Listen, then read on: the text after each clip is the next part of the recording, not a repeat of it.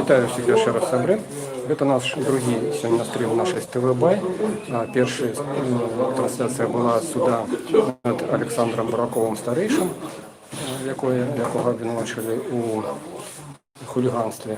І посудження перенесено на 15 годин, буде оголошено вироку у 15 годин. А ми зараз будемо вести репортаж суда над Володимиром Лапцевичем, так само нашим могилівським журналістом, якого затримали у той же день, і його обвинувачують у непідпорядкуванні патрулюванні міліції, так скажемо. Зараз ми візьмемо коментар у наших колег. Господар Борис, это керівник Могилевской филии БАШ. Скажите, что вы ведаете по справе Лапцевича? Ну, я ведаю, скажем так, что журналиста Могилевского региона затримали абсолютно незаконно. И он написал скаргу, книги скаргу Ленинского РАУС Могилева на то, что их не допускали у мешкания РАУС на подставе того, что в Украине коронавирусная инфекция. Лапцевич у скарги указал, что наш любимый керівник країни стверджає, що ми перемогли коронавірус, і тому всякі обмежування не мають ніякого сенсу. Доблесні супрацовники міліції викликали Володимира на розбиральництво, і після цього його вже не випустили. І він зник. Раніше оказалося, що він і чув ізолятора часового тримання. Ну, безумовно, ми лічимо затримання журналіста абсолютно незаконним. Будем присутствовать на суде. Не можем лечить, что отбудется справедливое разбиральництво. Однако все равно країна повинна ведать своих героев, чтобы люди сами переконалися, накольки сумленно у нас відбувається всі ці судові розбиральництва. І, наскільки відомо, Володимир Лапцевич обвестив голодовку. Так, это уже відомо докладно. Вот вчора намісник старшини БАШ довідався праз адвоката, і Лапцевичу там завезли воду, як йому було легше переносити цю голодовку. Він вельми нужний чоловік, і зрозуміло, що він буде відстоювати свої права і доказувати свою невинуватість. Тобто всіляким махчимим чином, ну а яким махчимим чином, коли ти знаходишся за кратами, тільки об'явити голодовку. Така ситуація. Ну, будемо чекати суда. Так. Гадаю, суд відбувається в Ленінському суді.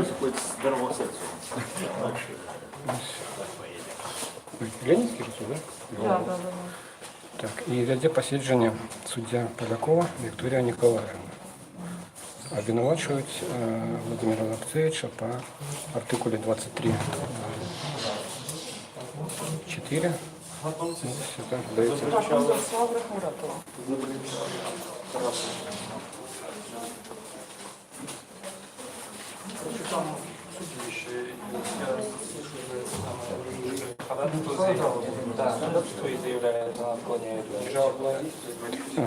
Тут ще зараз йде процес над Олександром Хамбратовим, так?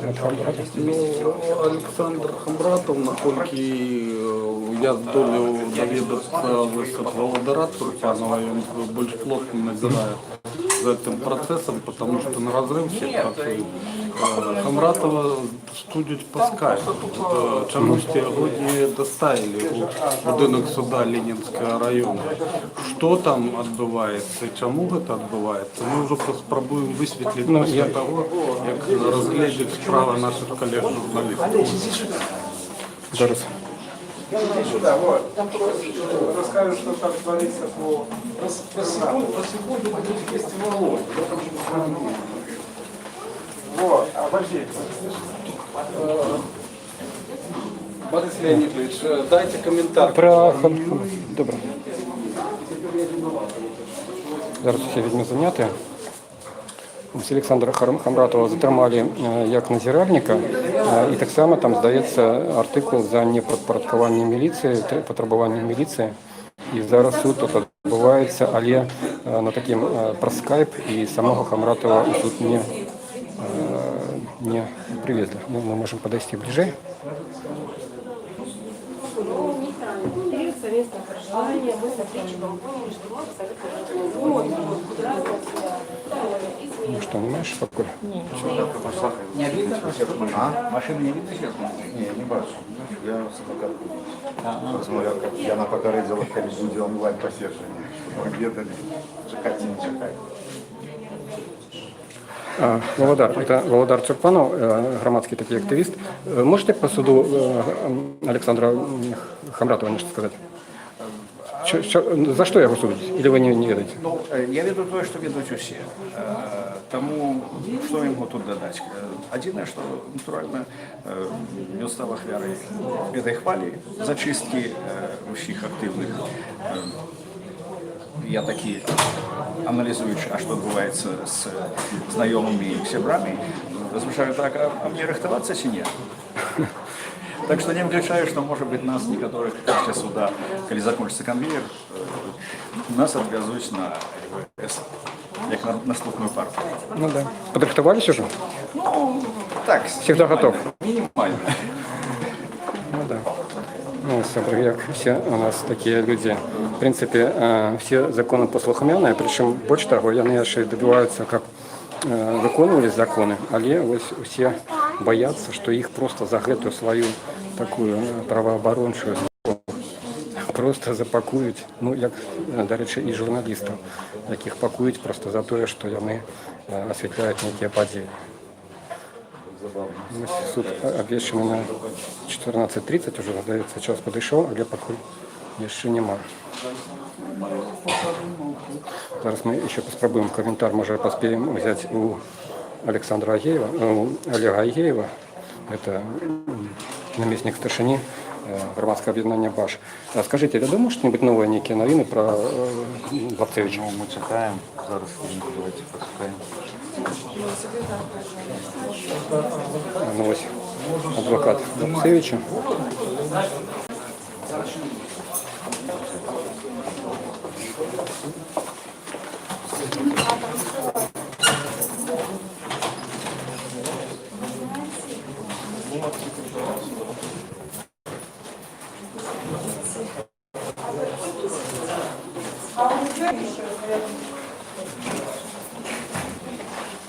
Як справа, Володя?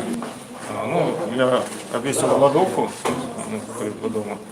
Ось супротив протесту, ну, у знак протесту супротив збиття і... Подождите, не толкайте его. Я там в суде, вы зараз тут не причина. Ваша задача – присутствовать. Так, записывается.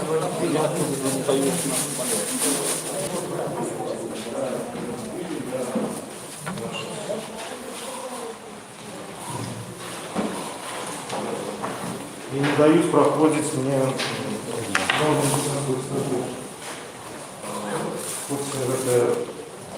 травмы фиксованы в городской больнице. И я накерованный следственный комитет на экспертизу. Это было еще 6 числа. Установка. Я не даюсь проходить, бо я затриманий під моїм арестом. Я накерував зворот на ім'я начальника ЧУ, але я переслав його у Вінницький РАУС.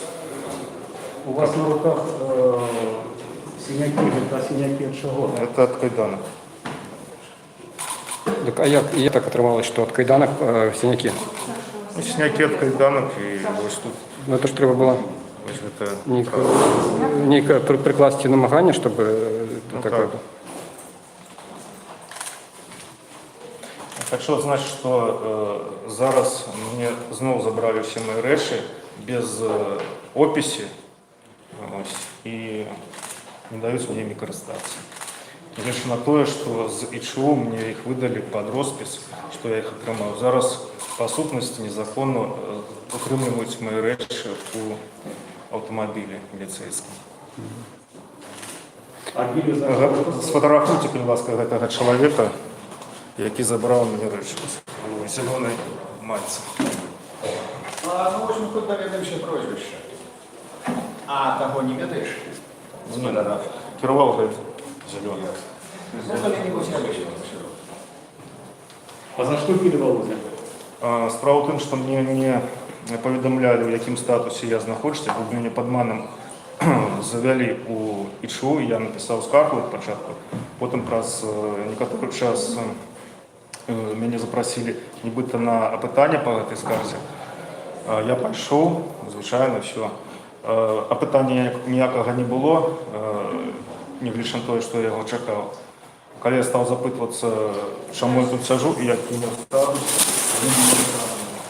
я спробував вийти, але я мені дозволяли, врешті-решт, направили передати і звільнили. Ще до суддя зайшов. Прошу садиться.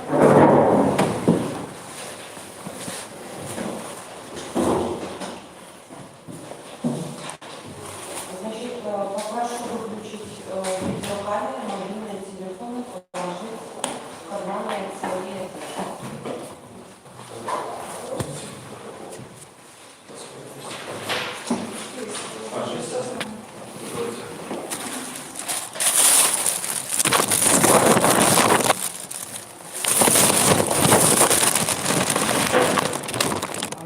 Скажите, а вот это вот что? Записываю звук. Можно записывать? Пожалуйста. Это точно не видеокамера? Ну, записывать же звук можно? Я у вас спрашиваю, это точно не видеокамера? Ну, это телефон. Это Телефон. Покажите. Ну вот, телефон.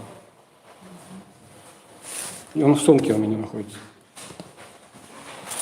А вот это приспособление, которое... Ну, это микрофон, а это телефон. Нет, там вот следующее, которое висит здесь на спинке. Это микрофон. Раз, два, три. Микрофон, да?